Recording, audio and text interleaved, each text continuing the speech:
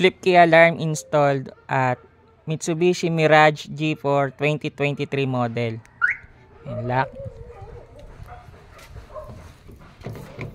Tapos pag nilong press mo tong lock icon sa taas, yan, car finder pag di mo makita. Pag nakita mo na, yan, isang pindot lang, mamamatay na. Tapos unlock. Ayan.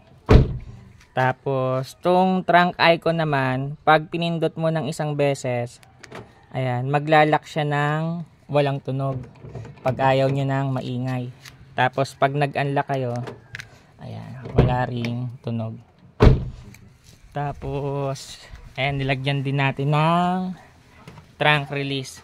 Halimbawa sir, no, gusto nyo nakasara yung mga pinto, tapos ang bubuksan nyo lang yung trunk, ang gagawin po ninyo, ilo-long press nyo lang yung trunk icon sa baba.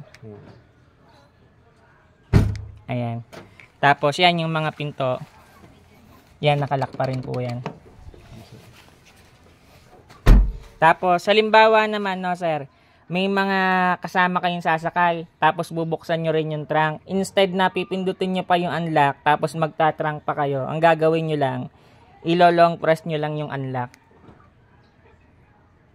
Ayan, magbubukas yung trunk. Tapos yung mga pinto, ayan, nakabukas na rin. Kaya makakapasok na rin sila. Tapos ayan, nilagyan din natin ng trunk release button. Kasi yung yung eto, sira na. Hindi na mapagana. Kaya nilagyan na lang natin ito. Ayan. Ayun. Diba? Easy. Okay.